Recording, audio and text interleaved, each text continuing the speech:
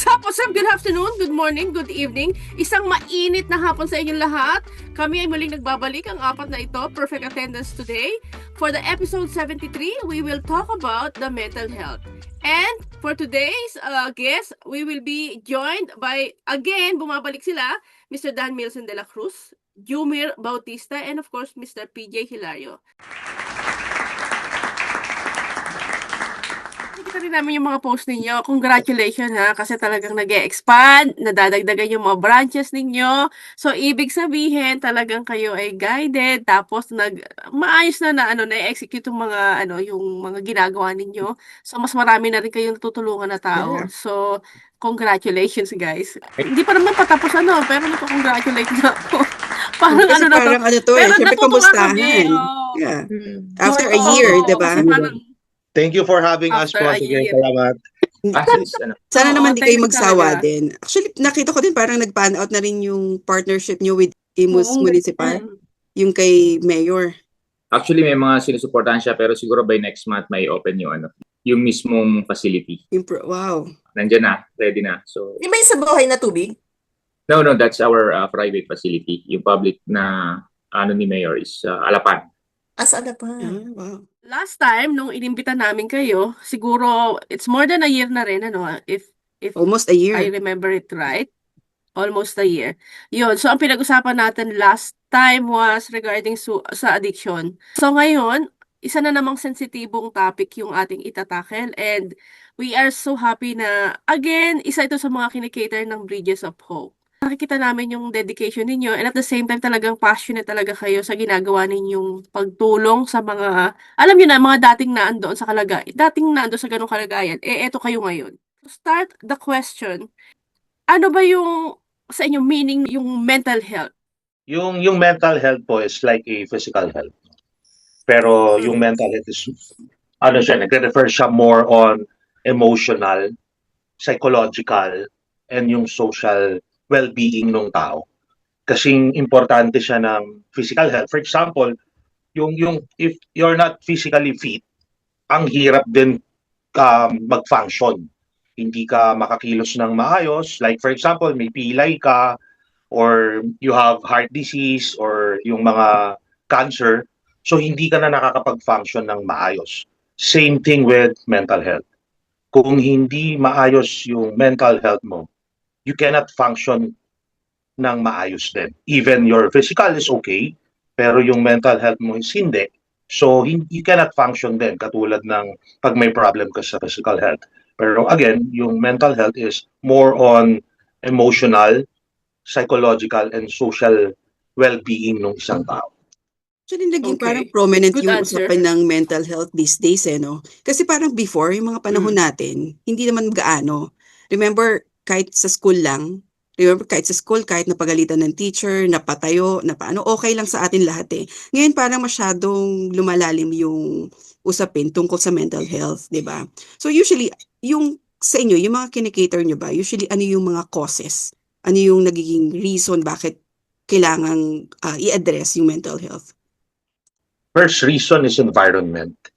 Sa kinikater namin, mas mataas yung percentage ng environment, then meron din siya yung genetic. So sa genetics, 40% ng possibility na magkaroon ng mental health issue yung isang tao is from yung genes niya, yung lahi. So for 40% na kukuha doon. Pero mostly nasa environment talaga. Yung trauma, minsan yung parenting or nabully, yan yung mga nagiging cause ng mental health issues. And minsan yung technology ngayon parang ang daling, may internet meron ng mga AI, meron ng mga Google, so ang daling mag-search. Ang advantage, mabilis mong i-search. Ang disadvantage, na misinterpret ng mga bata. Pagka binasa nila yung meaning ng, for example, ng bipolar, schizophrenia. So, pagka nakita nila, ay, meron akong ganong symptoms. So, ang ginagawa nila, masyado nilang ini-embrace na, ay, baka meron akong ganito. Minsan, nagiging advantage sa family nila just to get what they want. Correct. Kaya talagang crucial nung diagnosis talaga. Ang advantage like us in Bridges of Hope, naka-inpatient sila eh. The patient has to be admitted sa loob. So, yung complaint ng family na ito yung anak ko, ganito, ganito. Kasi pagka outpatient lang, ang basis lang is kung ano yung sinasabi at ano yung nakikita ng oras na yun. Sa amin, we can observe yung 24/7 nila na instead na mag-basis lang dun sa sinasabi, nagkakaroon kami ng deliberation with the doctors na, Doc, ito yung na-observe ng counselors, 24/7, ganito siya pagkagalit, ganito siya pag hindi nakukuha yung gusto, ganito siya pag masaya. So, mas nagiging accurate yung diagnosis and treatment na binibigay. Sabi mo nga, dahil available na over the net yung information about mental health. I don't want to invalidate naman yung mga claim minsan ng mga kabataan ngayon na meron na silang talagang mental health issue, yung anxiety. Diba pag pinasok sa inyo kasi, meron akong issue na kailangang i-address. Do you weigh the problem? Kasi parang sabi, hindi, ano lang yan. Naiisip niya lang yan kasi parang hirap ngayon kayo sa pag-aaral. Baka iniisip niya na lang na naapektuhan na yung mental health niyo. Baka may anxiety na kayo, mga May ganyan. masabi na lang. Oo. Kumbaga, pag pinasok ba sa inyo, wini-weigh nyo ba yung issue? Yeah, actually, meron po kaming complete assessment for us to see kung ano ba talaga yung problema nung bata or nung tao na nagki-claim na meron siyang mental health issue. From there, nakikita namin kung ano ba talaga yung kailangan niya, ano yung treatment. Kasi meron yung mga feeling nila may schizo sila, pero pagka chinek na ng psychiatrist, hindi naman schizo. So may mga ways talaga ng assessment po. That's the advantage ng inpatient. Kailangan din namin ng tamang panahon para masigurado natin kailangan na ma-observe sila ng tama. Kasi minsan hindi mo makikita sa una, sa pangalawa, kailangan talaga ng medyo mahaba-habang oras sa mga doctors natin para ma-diagnose ng tama yung patient. Usually pag mga ganyan, kung kabataan, doon na tayo sa kabataan kasi napag-usapan naman natin na. Usually ang gusto na bang magpa-treat ay yung mismong pasyente or pinapasok ng magulang? Chance na yung patient mismo, the parents, the family, sila kasi yung nakakaramdam, sila yung nagkakaroon ng trauma sa hindi magandang nangyayari na sa bahay or na sila yung nakakakita. Kasi kahit na sino, in denial yan, hindi naman nila tatanggapin na may problema sila. Oo nga. Yung iba naman nagte-take advantage lang, kaya nung sabi ni Jumer para ma-manipulate nila yung family members, para makuha nila kung ano yung gusto nila. Totoo talaga yung nangyayari or yun lang yung gusto nilang makita o maramdaman ng family nila para pagbigyan sila sa mga bagay na alam nilang hindi naman pwede. Exactly. Iba kasi yung mga kabataan ngayon, no? Yung parang masyado nilang iniinda yung kung ano yung meron. Sa atin kasi parang, tatawanan mo lang. Alam mo, ikukwento lang sa mga barkada, ganyan. Pero parang sa kanila masyado lang dinidibdib kung ano yung nangyayari ngayon. Tama ba Ganun ako? po talaga yung mga namin, generation. Medyo Pwede generation. na tayo mag-out? Okay na to. Yan tayo. Enough na yung na-record ko. Tanong, ngayon ba, yan sa sa Bridges of Hope, like majority ba sa mga branches ninyo, ano yung mga range ng ages ng may mga mental health? Issues. 13 to 13. mid-40s. Okay. Lagpas na tayo. Kaya pala sinabi ni Jumer, yung kami, kasi mid-40s kasama. hindi mo ako makapalagpas, Jumer. May nakikita ba kayong connection about halimbawa yung mga batang may autism diyan sa mga may mental health na problem? Kasi yung anak ko 13, may autism siya. Parang pagka ganun ba, nagkakahawig ba dun sa mga problem din ng mga mental health na kumbaga na ipapasok din sa inyo o hindi naman? It depends po talaga. Depende sa klase ng autism. Kasi kung yung autism yung isang tao na diagnose ng autism, tapos ang kailangan niya talaga is yung one-on-one, and kailangan niya yung how to, kasi yung mga ibang nakikater namin, hindi rin po namin, actually yung mga nag-inquire, hindi lahat ina-accept namin ng klase. Okay, that's good. May mga autism kasi na they need yung talagang one-on-one, tapos hirap silang makipag-communicate Mm. So hindi sa amin pwede po yung ganun. Merong mga facility or treatment center for that, yung Ibang mga center. occupational pagdating sa ganun. Pero meron namang autism po na slight yung autism niya, ang kailangan niya is yung pagsusocialize. Yeah. So, yun, we can help yung mga ganun po dun sa Mga sa facility. comprehension, kalimitan yung mga bata ganun yung mahihina talaga sa comprehension, yung socialization, yung mga ganun. Pero meron ba kayong halimbawa naaalala na nakita nyo lang siya, hindi pa siya nagsasalita, pero masasabi nyo na may may something to sa tao na to o sa bata na to? Somehow ba nadedetect nyo na by looking kung halimbawa may depresya yung bata o yung tao? Once Sa na tingin ko nakausap, po, Pag iba yung language nila, no? Kasi masyado silang Tala- malalim. Parang, minsan, gumagalaw yung duwende namin sa bulsa pagka may something, alam namin. Talaga po, galing. Ano po yung assessment nyo talagang ginagawa? For example, pag may mga ganun, kumbaga, ano yung proseso na ginagawa nyo talagang pag-assess dun sa mga batang? Yun nga, nakikita. Meron kaming tinatawag po na DSM-5 na tools, no? So, doon nakikita ng psychometrician, psychologist, and psychiatrist kung meron bang mental health issue yung bata aside dun sa collateral na nakukuha namin sa family. So, Exactly. meron kaming sariling tools to check kung talaga bang meron siyang mental health issues. Kasi yung iba po, ang kiniklaim ng family, mental health. Pero na-find out namin, it's addiction pala.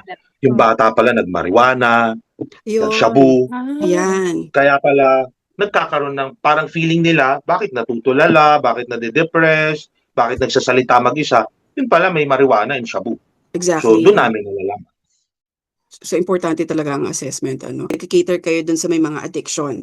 Iba-iba. Drug addiction, sugal, lahat. Meron bang parang nagko-crossover bigla na nagkakaroon siya ng anxiety problem or mental health in general?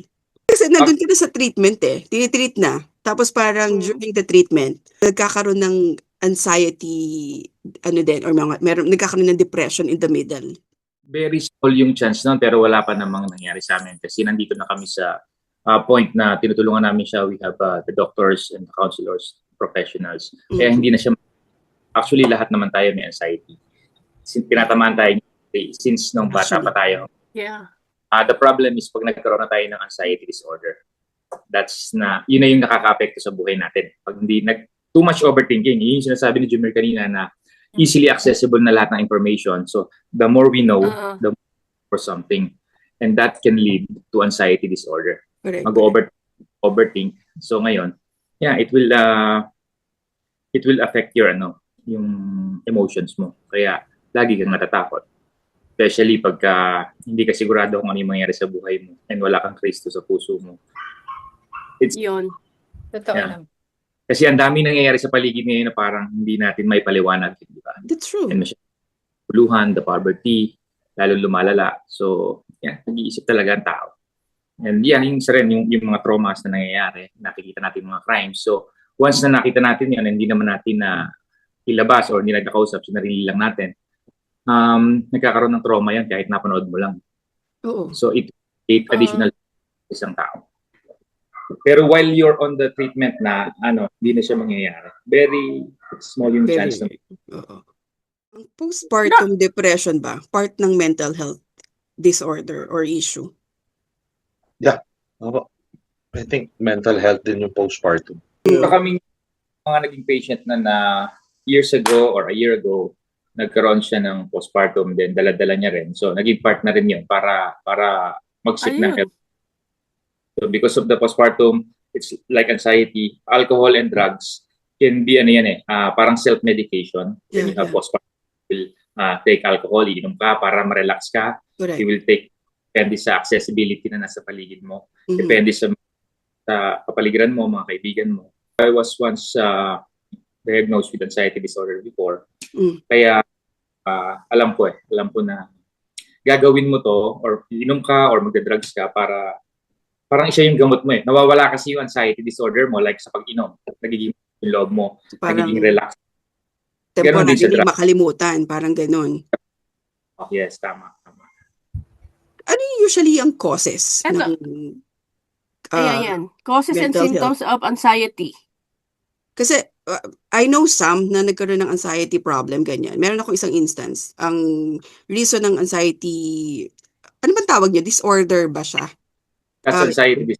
Disorder. It's a You can call it disorder. disorder or issue or problem. Or Disorder. anyway, parang ang sa kanya, dumaan sa matinding breakup.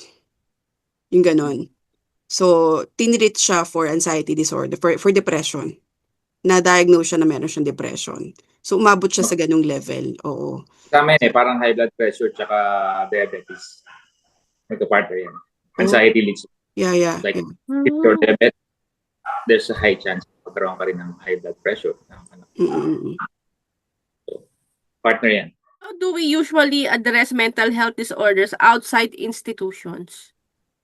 After ng stay nila sa facility, we offer yung tinatawag na aftercare group. So, napaka-importante yung meron kang peer support who understands kung ano yung pinagdadaanan mo. For example, kung ako yung may mental health disorder, tapos lumabas na ako ng facility kasi binigyan ako ng chance to reintegrate. Kung nakikita ko yung mga kasama ko, like na meron akong disorder, and nakikita ko na they're okay, they're productive, kahit na may struggle sometimes, malaking support na hindi ka mag-relapse or bumalik doon sa meron kang disorder. Once na mag-complete ka ng program, yun yung ino-offer namin, lifetime support talaga. There's no cure for mental health disorder. Ang meron siya is yung treatment na tinatawag. Kailangan, number 1 doon, you need support. And doon naman sa mga walang chance na mapasok sa isang treatment center, nakakatulong din yung mga awareness like what we do at least once a year. We tried na lumabas sa facility, pumunta sa mga barangays, even sa schools, to give awareness. Kasi if you're aware, medyo kahit paano baka hindi mag-escalate kung ano yung dinadaanan ng anak mo or mismo ng tao, ay ganun pala yung mga coping mechanism. So, yun yung mga part na talagang makakatulong outside the institution. And you need to ask for help talaga. Kaya nagkakaroon kami ng campaign nila, Kuya Dan and PJ, na yung enabling versus helping. What's the difference? Kasi maraming nalilito. Ano ba yung enabling and helping? Ang akala nila, tumutulong sila, pero hindi. Ini-enable lang nila yung sitwasyon. Napaka-importante nung nung awareness na yun. Kasi nga, syempre, sa isang typical na household, hindi mo alam, yung ginagawa mo pala sa anak mo, dahil takot kang ma-disappoint, ina-enable mo na pala yung bata. Na parang ang tendency, mas lalong mag-progress yung mental health niya. Oo, mag-escalate. So parang talagang ang daming involved para lang, alam mo yun, mapigil ang isang mental disorder sa isang tao. So siguro mas mahirap sa inyo ngayon sa sitwasyon natin kasi nga, di ba, lahat nasa internet na. Kapag ang isang bata mahina yung kanyang support system, at the same time, medyo sira yung, alam mo na, minsan sira ang pamilya dahil broken family. Nangyayari tuloy, nagdedepende ang bata doon sa kung anong nakikita niya, kung ano yung kaya lang niyang i-interpret, walang nag-e-explain sa kanya the better way kung paano mo dapat siya i-process sa utak mo. So, ang tendency, ang mga bata talaga ngayon, going back to that question ni Dada sa una na, bakit ang daming bata ngayon? So, I guess, may kinalaman talaga rito yung ating society ngayon, yung klase or trend na meron sa atin na masyado nang open yung broken family, na lagi wala ang ama o kaya wala ang tatay, naiiwan sa mga kamag-anak na lang. So, malaki-laki responsibilidad ng Bridges of Hope ang kinakaharap ninyo. Dito pa lang yan sa Imus. So, gaano kayo kahanda? I mean, in terms of sa population, sa dagsa ng mga... Kasi hindi nyo pa alam kung sino-sino pa yan. Kasi yung iba dyan lalapit, diba? Yung iba hindi. Paano nyo iniimbita or ina-encourage yung ibang mga tao na to come in front para maghumingi ng tulong? Ginagamit din na namin yung social media to educate also. Yung testimonies, so different cases na meron kami. Like me, substance, tapos sometimes behavior. Yun yung trend Yung mga bata kasi ngayon, yung generation ngayon, masyado sila nakatuon sa phone. Phones, internet, So sometimes wala silang ginawa kundi yung mag-scroll. So ngayon, karoon kami ng isang bagay na ginagawa through social media by giving testimonies kung ano yung bagay na pinagdaanan ko, Oo. pinagdaanan namin na sa recovery. So gaya ng sabi kasi ni Kuya Jumel, wala kasi siyang gamot. So the only thing that we can do is to prevent. By preventing, di ba, kailangan mong ma-educate yung sarili mo. Kailangan kong makita kung ano yung mga bagay na dapat kong gawin, ano yung approach na kailangan kong i-approach dun sa isang bagay o sa isang problema na harapin ko. So, malaking bagay yung social media, at the same time, nakakatakot. Kasi nga, Actually. nandun na sa lahat. So, parang ako, I have 5 kids now. Few months ago, yung bunso ko, 7 years old. Nagtanong siya sa akin kung ano daw yung AI. So, ako Okay. nagulat ako. Bakit ako tinatanong? Buti, meron akong kahit papaano maayos na relationship doon sa bunso ko. Mm. Tinanong ko, bakit? Sabi ko, binanggit niya sa akin na I have a friend. Di ba? So sabi ko, tinanong ko, sino yung friend mo? Ngayon, dapat nagkikwentuhan kami, nabanggit niya sa akin na yung kausap niya is yung sa AI. Yikes. Okay. So, for a 7 years old kid, Exactly. diba, Yan yung na friend niya. nag-express sa akin nung time na yun, natakot ako Mhm. on my part. Kasi parang, kulang ba yung oras ko para sa bagay na dapat kong gawin? Kulang ba yung part ko bilang tatay? Bakit nag-end up yung anak ko na mag-focus o magkaroon ng time doon? So, on my part, siyempre, kailangan ko i-compose yung sarili ko. Hindi ako pwede magalit. Of Hindi ko course. siya pwede pagalitan. Kasi siyempre, pag pinagalitan ko yan, the more na magkukulo. Correct. So, Saka una, Lalayo taga-Bridges yan. of Hope ka. So, yeah, tsaka, ano nangyari? Instead of maging tatay ako that time, naging counselor patuloy ako nung anak ko. So, in-explain ko sa kanya. Hinugot ko yung phone ko, pinakita ko sa kanya yung AI. So, in-explain ko sa kanya isa-isa.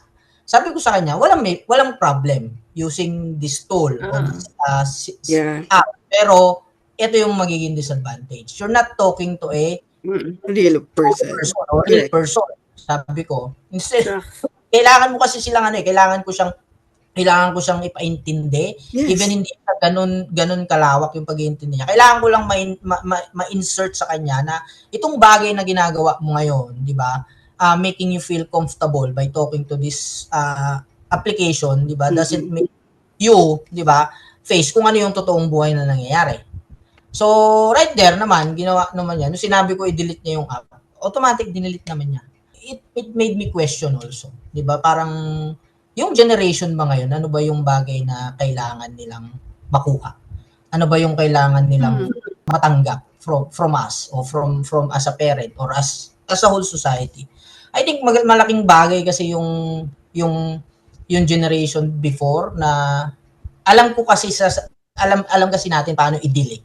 'Di ba yung problem? Yung coping Yes. generation ngayon, it's very kumbaga malabo na siya. Unlike before na pagka sinabi mo may problema ka, may tao ka na lalapit sa iyo, may magulang ka na malalapitan mo. Hindi, ito na gawin mo. Hindi, right now may problema ako, tingin ako ng phone.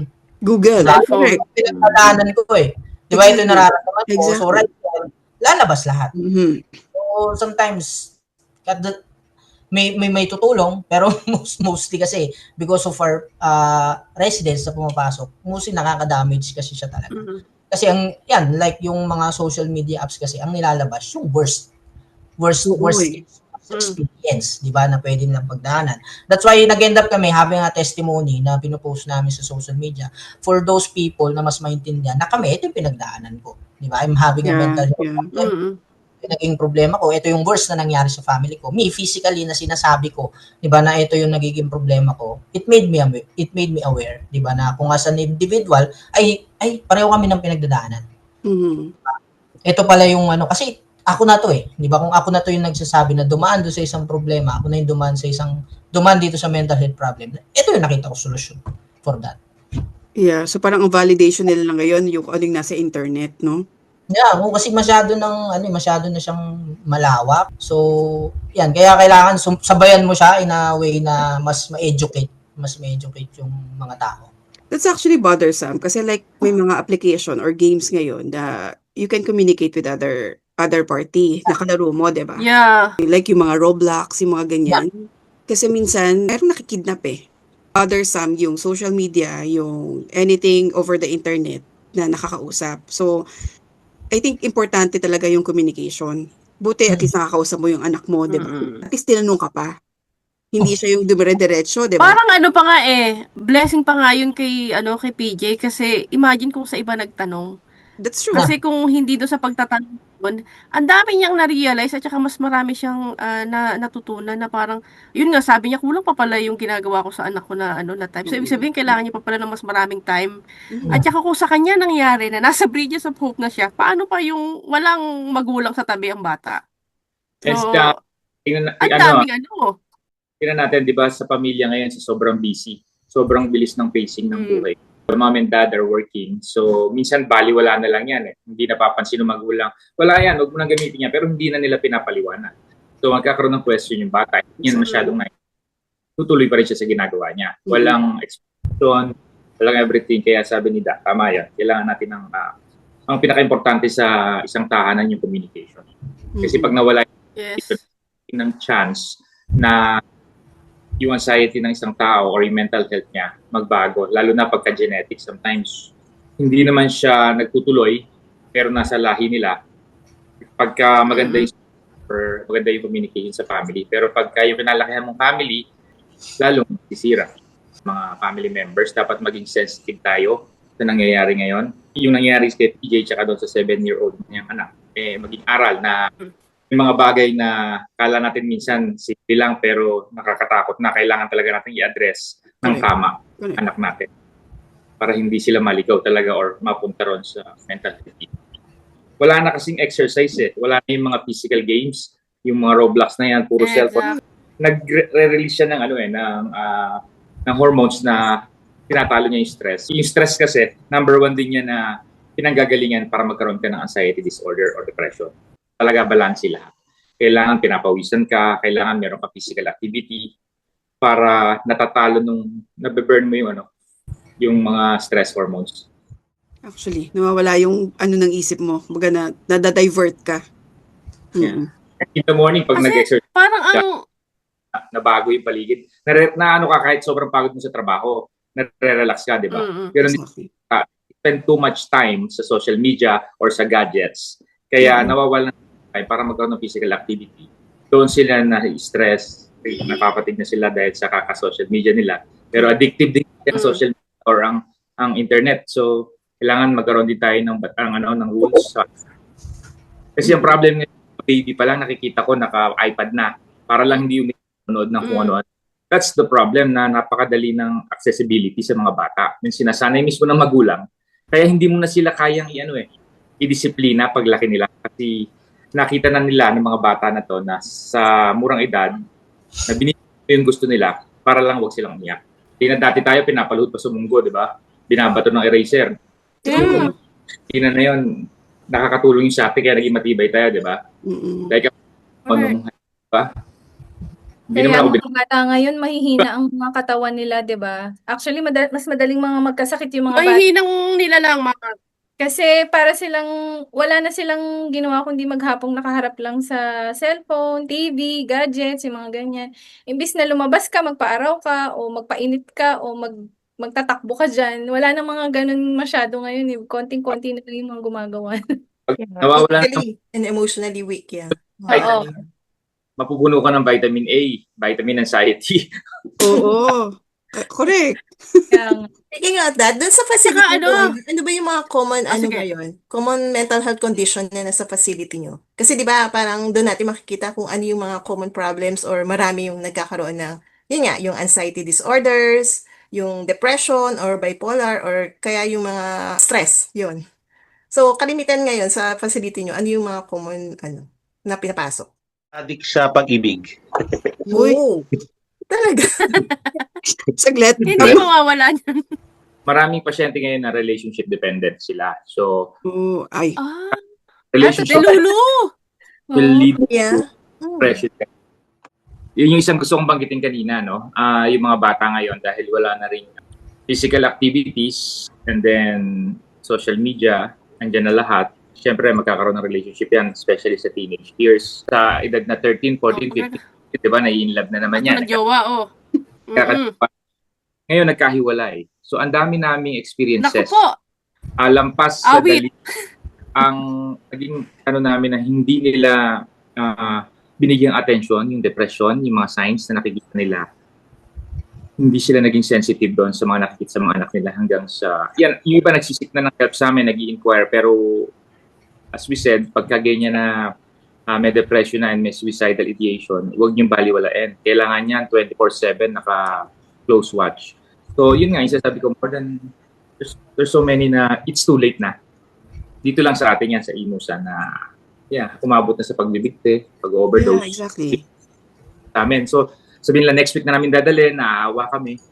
Pero yung isang araw, 2 araw may bagay eh. Kasi yung mental health issue, hindi niya na alam eh. Yung feeling helpless na talaga.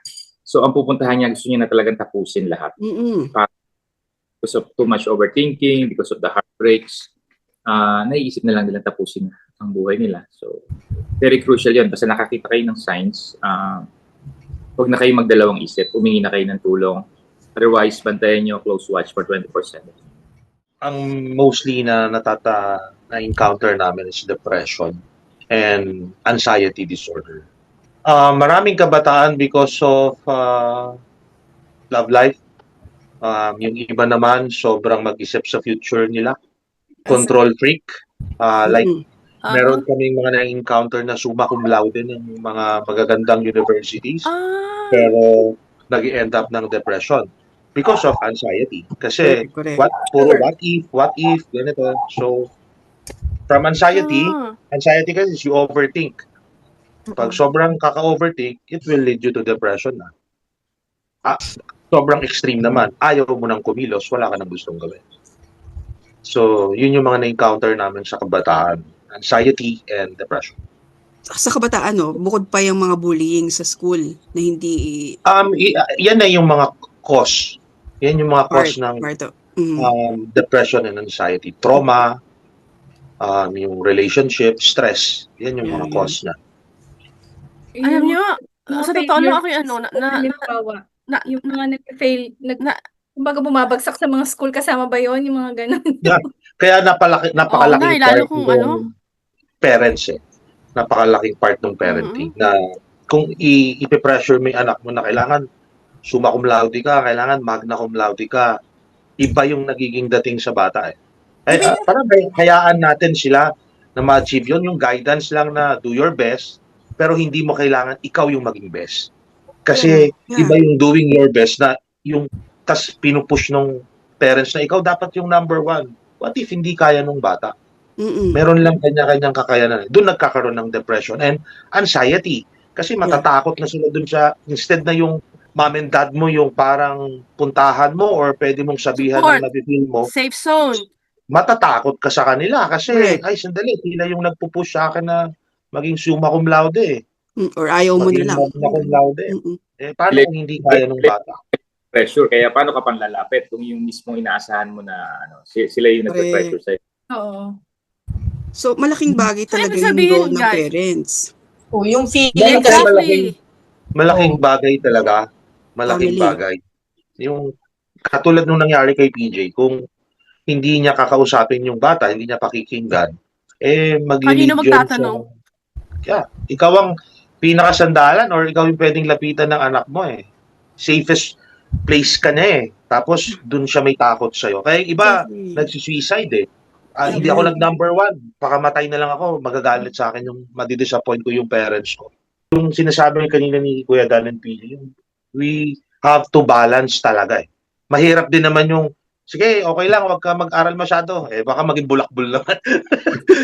Tama. Maiba naman yung ano niya. Sabi mo, wag mag-aral Sabi mo eh. Naka-balance talaga. Kailangan ng bata.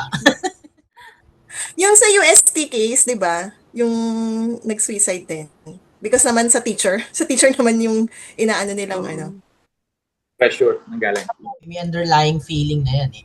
Pagka dumadating, it's very important eh. Kagaya na sinasabi ni Kuya Jumir, tsaka ni Kuya Dan, yun yung i-express kung ano yung nararamdaman mo. Ngayon, kung yung sa bahay mo mismo, you don't have any safe place. So, it's very hard for me. So, yung feeling na dapat na ini-express ko dun sa feeling ko na safe ako, nangyayari, hindi ko siya ma-express. So, Yeah. things like that. So, yung kagaya nung naging case do sa UST, nag-suicide, may underlying feeling na hindi niya na-express. Okay, got Hindi it. niya nasabi, hindi niya nabanggit. So, Hindi mo lang. nag-end up ka dun sa bagay na ayoko na. Di ba? Parang ito na Yeah. yung Oo. mga bagay na hinaharap ko, hindi ko na alam paano solusyonan yung problema. So, kung ako, dumadaan ako sa isang mental health problem, hindi ko alam kung paano ko siya express. So, kanino ko i-express. So, magpa-file up lang na magpa-file up. So, ngayon, pag malaki na yung problema, mag-end up ako na hindi ko na kayang solusyonan, magkakaroon na ako ng anxiety. Mag-anxiety ako, magkakaroon ako ng pressure sa sarili ko. So, magkakaroon ako ng bagay na wala na, hindi ko na alam. Yung expression kasi o yung pag-express ng feeling na nararamdaman mo, it's a very big part. Diba? Yung mental health, meron naman na eh. Before, meron na ako, way back, meron na eh. Hindi lang siya ganun ka-verbalize before. Correct. Kasi nga, siyempre, makita tayo sa mga lolo, lola na, hindi, pagka sinabi mo na meron kang hindi, malungkot ka lang. Di ba? Kumain ka dyan. Di ba? Maglaro ka dyan.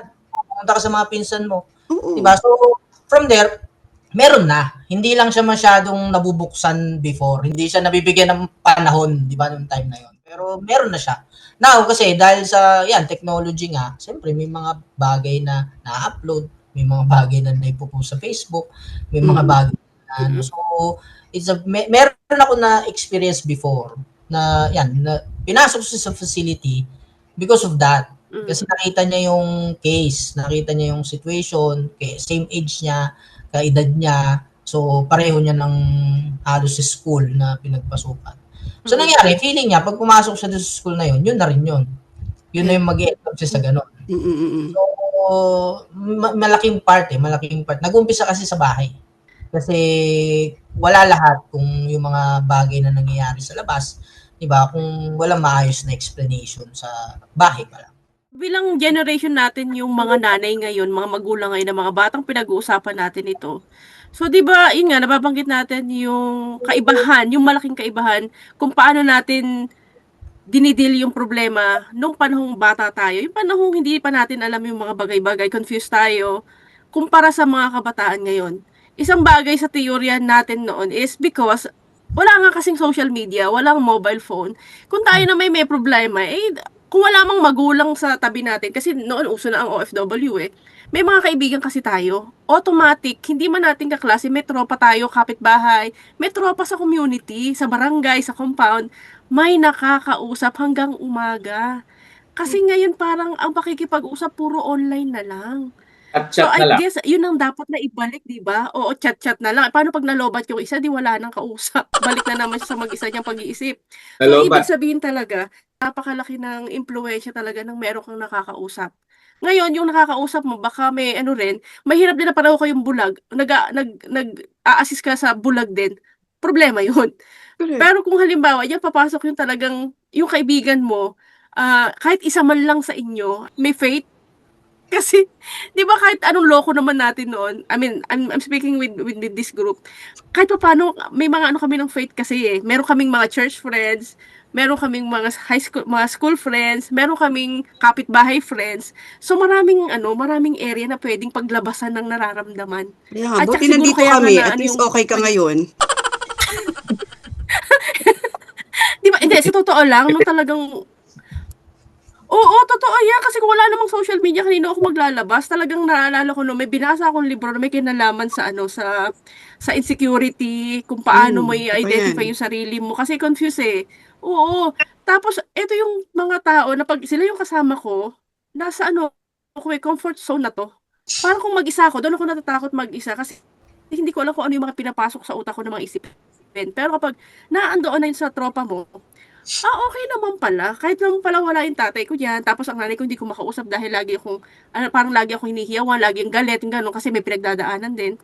Pero dahil meron kang kaibigan, parang, okay lang naman, kasi naikukwento rin nila, sila rin naman, hinihiyawan din. So, hindi ka lang ako mag-isa, kumbaga ganon. mag-isa.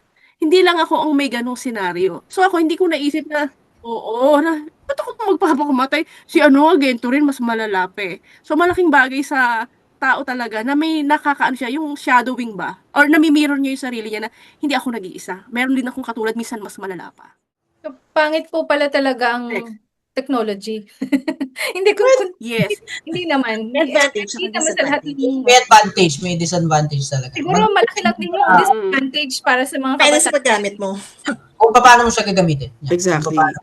Kung paano mo gagamitin yung Kasi nagdedepende na ang mga kabataan sa social media na lang eh, di ba? Doon din na rin sila natututo ng mga kung ano-ano na lang na bagay na akala mo, ganun lang pala to. Pero pagdating ng nagawa nila yung ganun, parang ang dating, nasa huli na yung pagsisisi, ay mali pala, hindi pala dapat ganun. Di ba may mga ganung ano ngayon, kaya nagkakaroon anxiety. marami kasing naputol because of social media.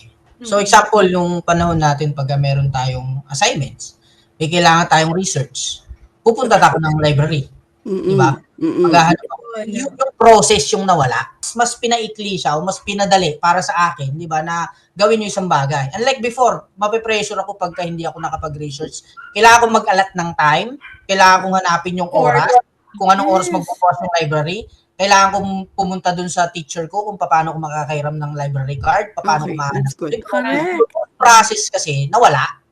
So nangyari, dahil pipindot ka na lang, lalabas na siya. Yung proseso kasi yung hindi nila nakasanayan, yun yung bagay na hindi nila na-experience, yun yung bagay na hindi nila naranasan.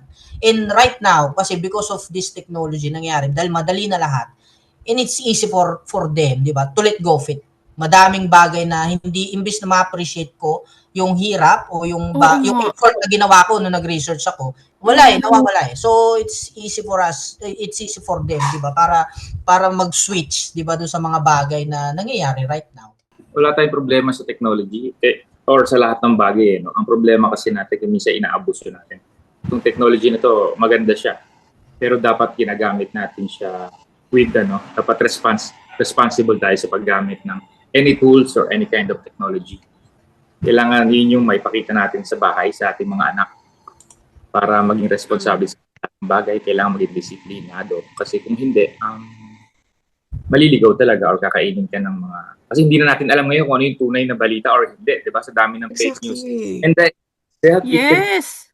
pati songs, nakakatakot na, pati songs, pati tao nagagawa na. Nung sabi, nanonood ako ng Yes. talent, kala ko totoo, shinare ko pa pala, AA pala yun nung nakita ko. So, marami maluloko talaga ngayon. Kailangan maging disiplinado, responsable, at saka mapagmasip tayong lahat. Exactly.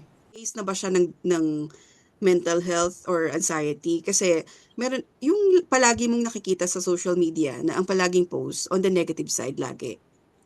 Yung parang kada makita mo na lang ang pinopost, yung tipong yung namatay pa na kamag-anak niya nung 3 years ago pa, 4 years ago pa, babalikan niya ulit para makapag-post siya ng malungkot. Yung parang lahat binabalikan niya. Tapos parang halos, minsan gagawin ko, i-message ko, oy, kamusta ka? Anong balita sa'yo? Yung para lang, kumbaga para kahit papano, merong, yung sinasabi ko lagi sa kanila na parang, pag may mga ganyan, kamustahin natin. Kasi hindi yung kakamustahin lang natin dahil mangungutang tayo, di ba? So, kamustahin natin. Baka nga wala lang silang nakakausap, yung ganon. Pero kaya lang, parang halos everyday, halos yun na yung laman ng social media account niya. Lahat malungkot, lahat ng post niya malungkot, lahat ng sinishare niya malungkot. Parang sobrang gusto mo na lang siyang i-unfollow ba? Yung parang, yung dati, ang sipag mong, oy, kamusta? Ano bang balita sa'yo? Ang sipag mo pang kamustahin eh. Dati ka na sa point na, bahala ka na nga. Bahala ka na kung anong gawin mo next. So, ano na ba siya? Case na ba siya ng depression or anxiety? Depende po. Depende. Na. Kung Or ano yung papansin lang ba? Yung, di ba may ganun eh, yung parang gusto Kung lang ano yung makakuha ng reason niya? attention. bakit niya ginagawa yun. Or ano Ang yung... hirap sabihin na depression. Baka may nakukuha siya doon sa bagay na yun, kaya niya ginagawa. Isa pa yan, isa pa nga yan, correct. So, Baka pagkatapos mo kamustahin, mangungutang. Baka, Oo, pero yun naman wala eh. Kasi wala, yung parang maglalabas lang din sa'yo ng malungkot, so ikaw nadadala ka rin sa malungkot, yung ganun. kasi after mo mag-express ng bagay na malungkot na pinagdadaanan mo, di ba? Dapat alam mo na yung gagawin mo the next day. Na-express mo na siya. Ngayon, kung uulitin mo siya, ano yung purpose mo?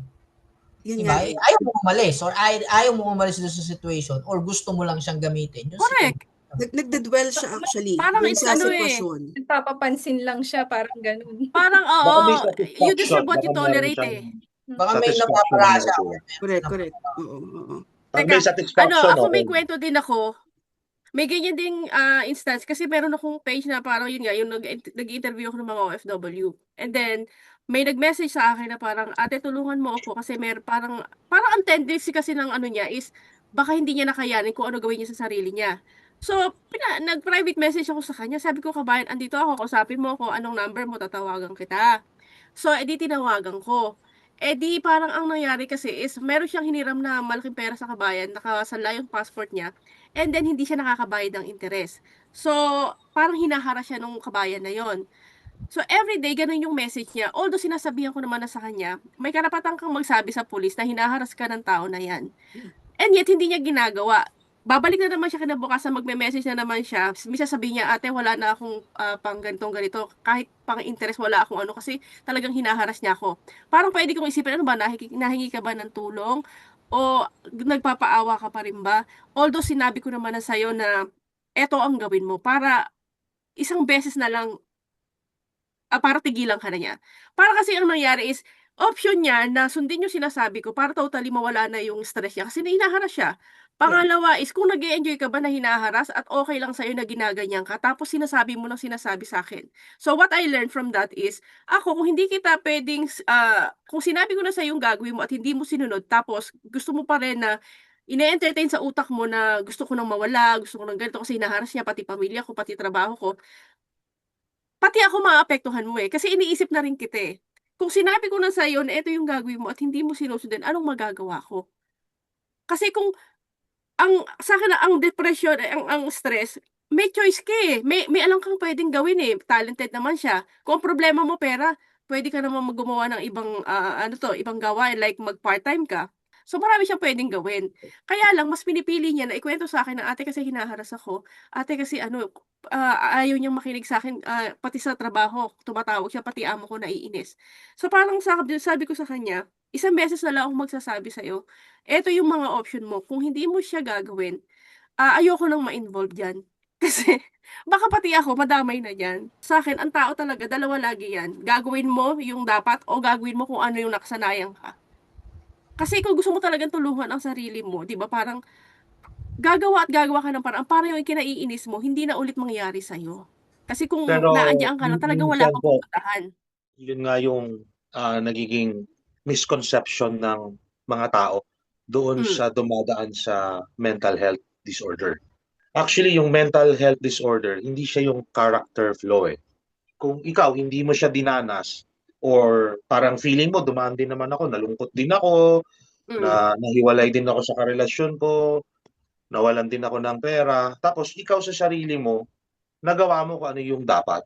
Ang tendency, ang nagiging tingin ng tao na nakalagpas doon, wala, kaya mo yan, ayaw mo lang gawin. Yun yung nagiging unang tingin ng mga tao eh. Impression na ang arte niyan, ayaw lang gawin, gusto niyan, mas stuck siya sa ganyan. When in fact, meron yung totoong mental health disorder, kailangan nila ng tulong. Kasi hindi siya character flaw. Wala din silang control doon sa nangyayari sa kanila. That's why kailangan ng treatment. Pero we have to, weigh it eh. Kasi may mga tao din naman na wala naman talagang mental health disorder, nagmamanipulate lang. Pero meron din na talagang dumadaan sa depression and anxiety na kahit anong sabihin mo sa kanila, hindi nila kayang intindihin yung sasabihin mo. That's the time kailangan na ng tamang treatment. Medication, counseling. Kaya napaka-importante na malaman talaga ano ba talaga yung pinagdadaanan nito. Kasi kaya naman ako na dahil ngayon sinabi na hindi niya na alam ang gagawin, parang masama na yung iniisip niya. Parang nakonsensya naman ako. Kasi, di ba, kung ako na lang makakausap mo, tapos hindi pa kita pakikinggan. Kaya lang, nung mga ilang usap na, parang it turns out na, gusto mo bang ma-involve ako dyan sa magiging problema mo? Kasi kung pera sa pera, hello, 10,000 dirham yun, mahirap naman. Di ba, parang I can only be here as magkwento lang sa'yo at makipag-usap lang sa'yo. Pero para sabihin na, alam mo, totoo nga yun, there's a thin line kung ano ba talaga yung minamanipulate ka o yung totoong kailangan ng kausap.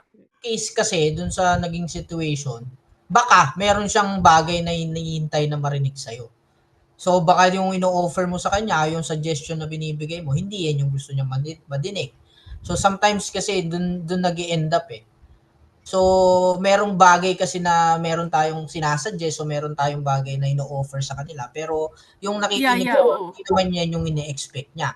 Kasi based dun sa story mo, sinasabi niya na kung ano yung problem Oo. mo. Sinasabi niya na kung ano yung kailangan niya. So, ang dating sa'yo, siyempre, since nasa mind mo kasi is hindi kita pwedeng tulungan sa ganyang bagay kasi masyadong malaki.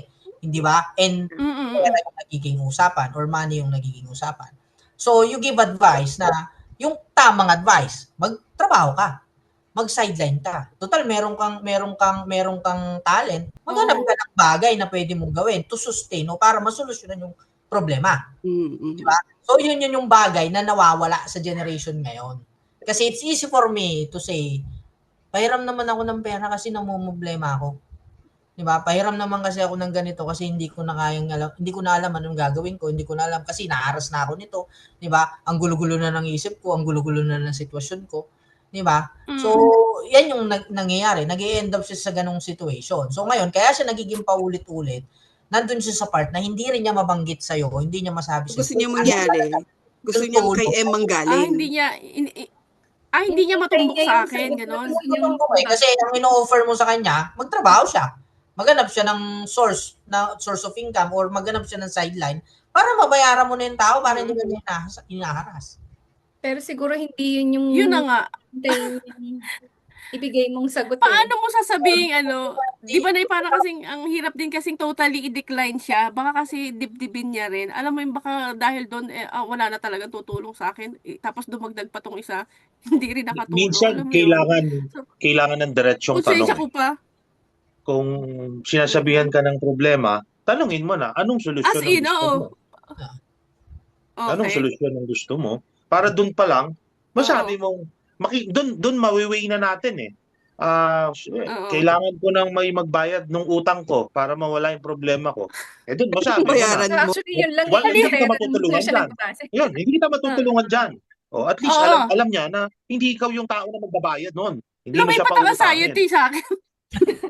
Baka mamaya kasi iniisip niya na through that, hindi ko naman sinasabi na tinatry ka lang niya i-manipulate para magpahiram ka or magpahiram sa kanya ng pera.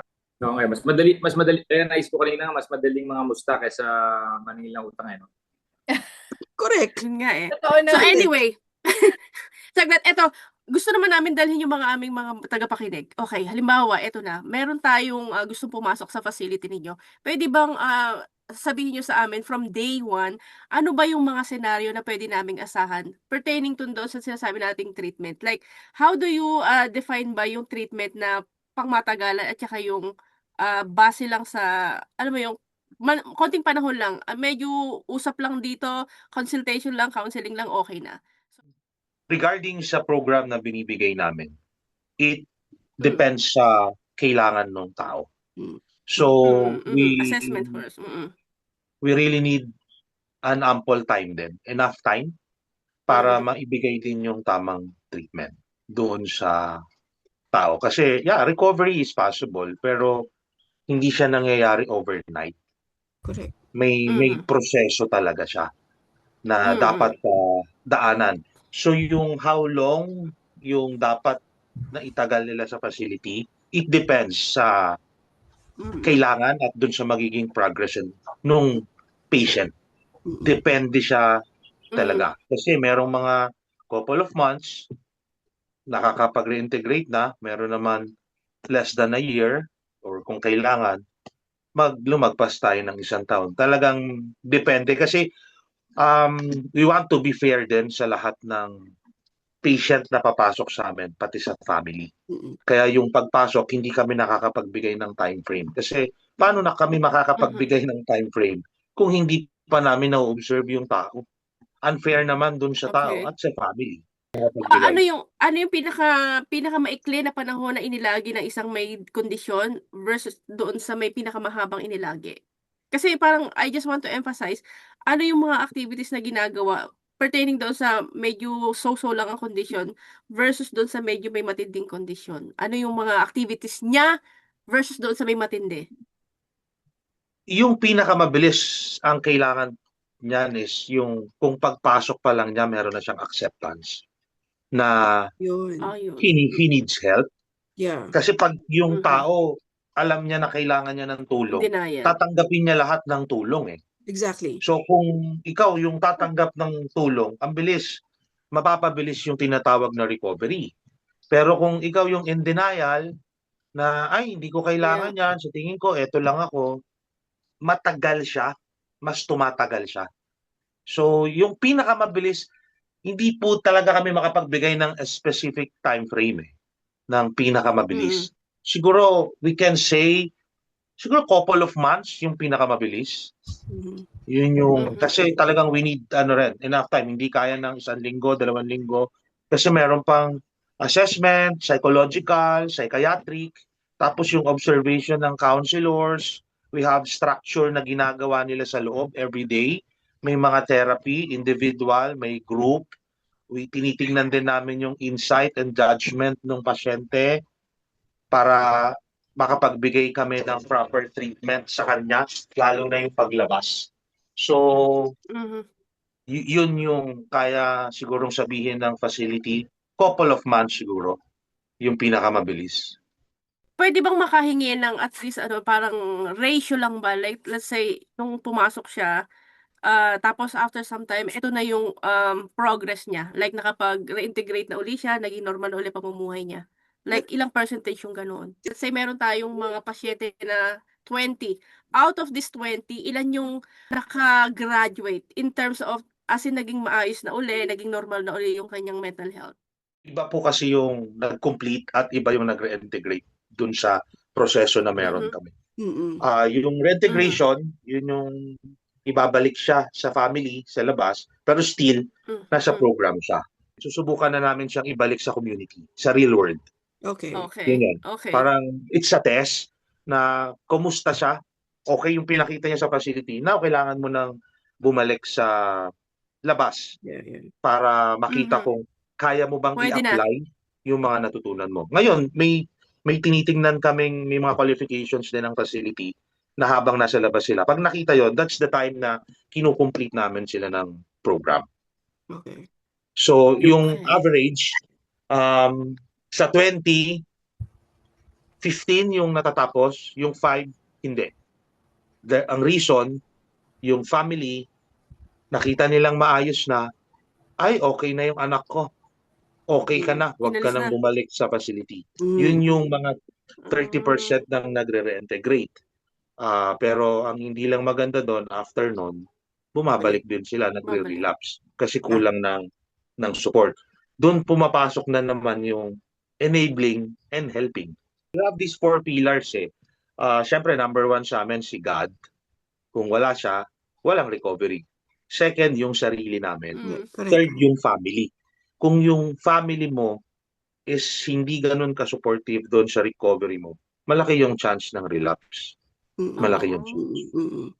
Kasi ibibigay mo na naman yung hindi dapat. Meron po bang nangyayari na yung ipinapasok doon pero against sa kalooban niya? If you have mental health disorder, ibig sabihin po you cannot decide on yourself. So, dapat pumasok ang family. Okay. So, yung tanong nyo po na may pumapasok ba doon na against sa sarili nila? I think dapat yung family talaga mag-decide para sa kanila. Kasi nga, dumadaan sila doon sa mental health issue na they cannot decide para sa sarili nila. Balikan ko, Jumir, yung kanina sabi mo. Kasi diba minsan, yung sinasabi, ay parang okay na yata yung anak ko or kung sino man. Huwag nang bumalik kasi pakang okay naman na siya. So diba doon nagkakaroon ng yung relapse or babalik na naman.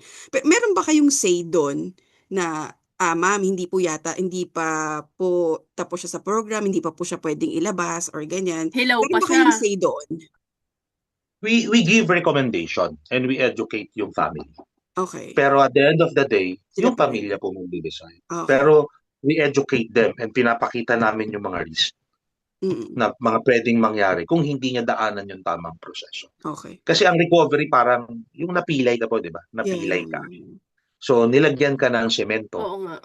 Pagka tinanggal yung semento, hindi ka agad pwede magbuhat ng kasing bigat nung kayang buhatin nung wala mong pilay.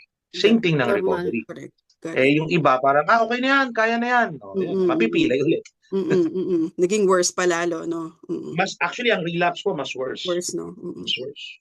May mga private companies ba like nag-i-initiate ba sila ng let's say mga tulong kasi hindi sabi nyo nga before hindi naman lahat ng pamilya ay may kapasidad na magpadala ng isang kamag-anak sa facility kasi may gastos yan eh. Meron bang mga company sa inyo nagvo-vouch na parang sige mag-sponsor kami? May mga company na nag-sponsor doon sa mga employee nila. Tumutulong sila kasi part CSR nila yon na tulungan instead na tanggalan siya ng pag-asa, bibigyan pa siya ng check para bagong buhay. Pero hindi lahat ng company gano'n. So kaya ngayon humihingi ng tulong parang akong namamalimos minsan eh. Lumalapit ako sa mga kumpanya, lumalapit ako sa mga politiko para magkaroon lang ng sponsor kasi we cannot accept ng mga charity. May mga charity pero syempre limited lang.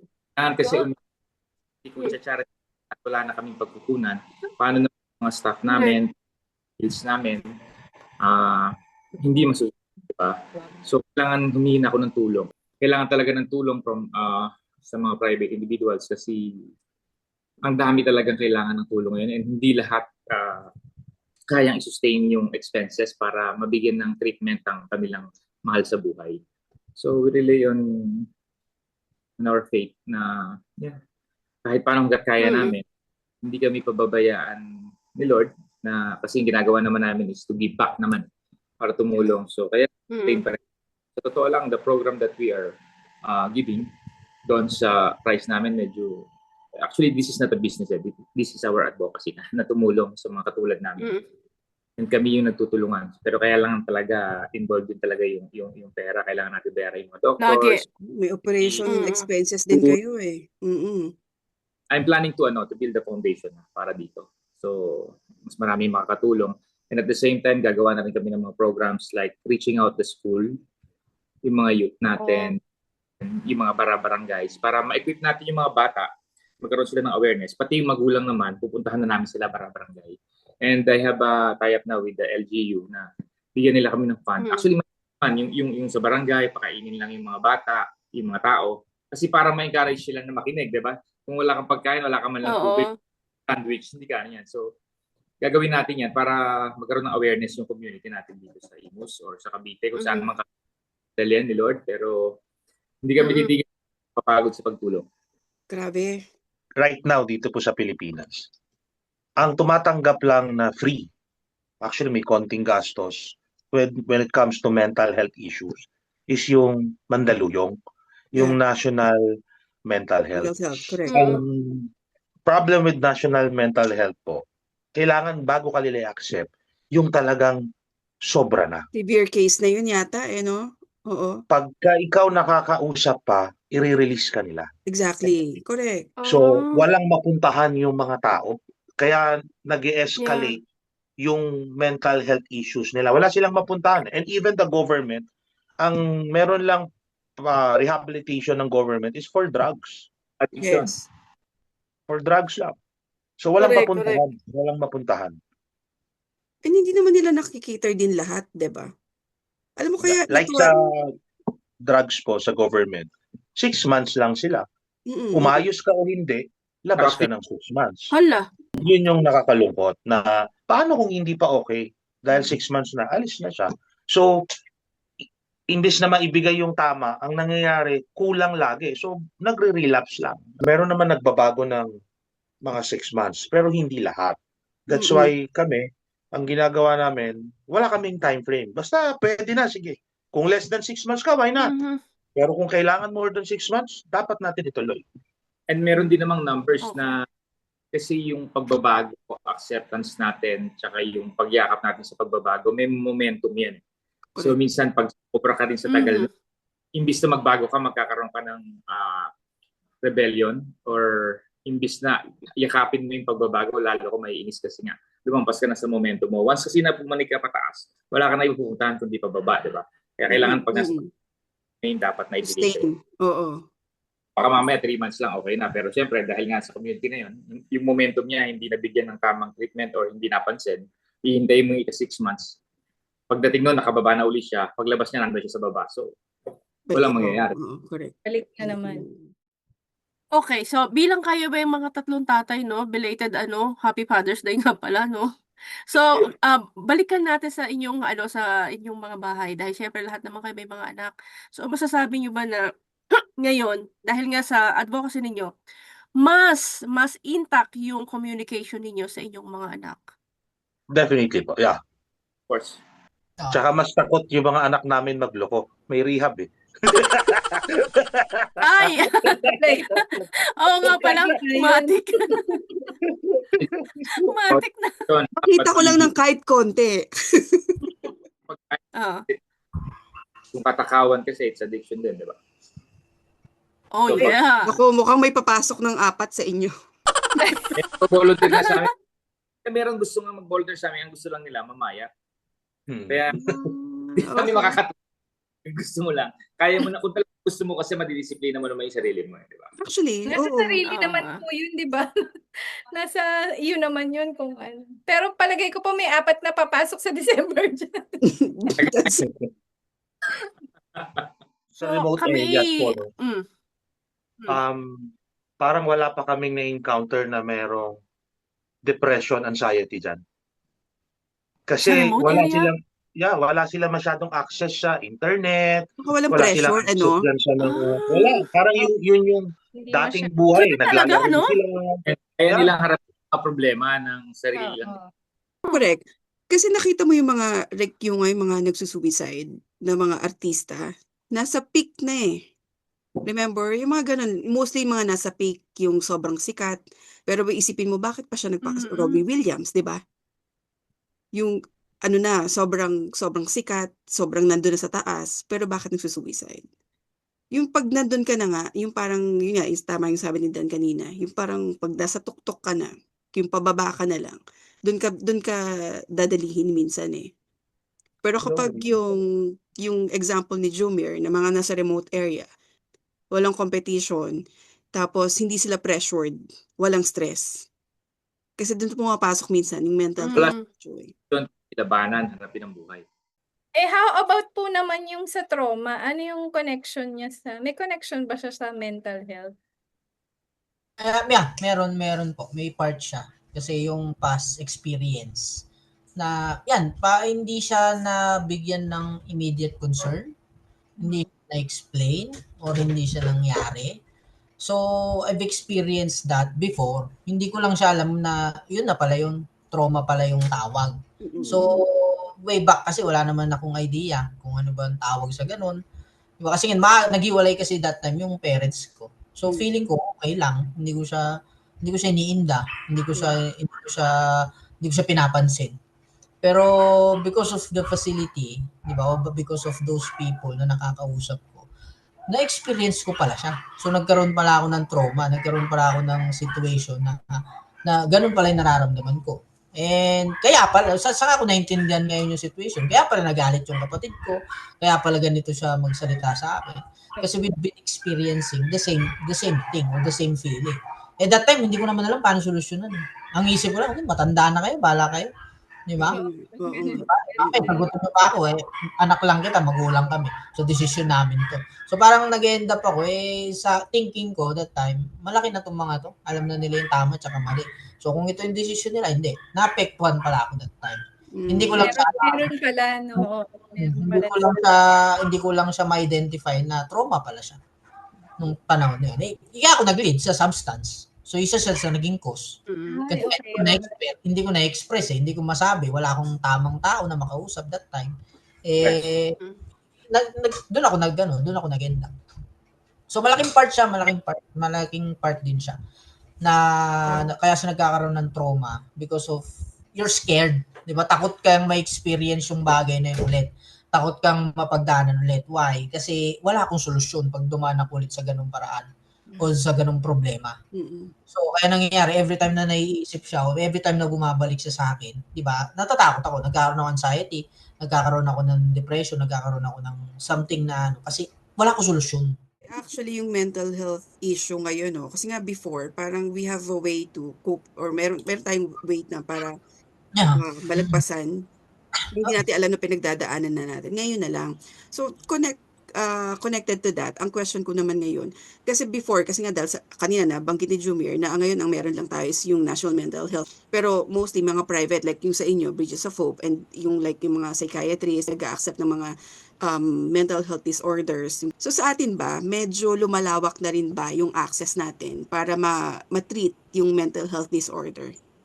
Or talagang hindi pa rin ganon? Kasi parang medyo ang lawak na nung usapin ng anxiety depression, lahat. Kasi yung mental health mo, maraming pinanggagalingan. Mm. Like right now. Before, natatandaan ko pa nung ako yung na-rehab.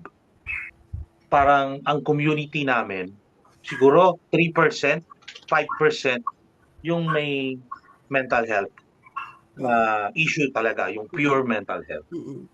Yung pag sinabi mo na nag-drugs ka, uminom ka, nagsugal ka, yun lang, wala ka talagang diagnosis ng mental health. Ang Correct. disorder mo is naging substance abuse ka, nagkaroon ka ng gambling problem or alcoholism. Mm. Ngayon, tumatawid na siya.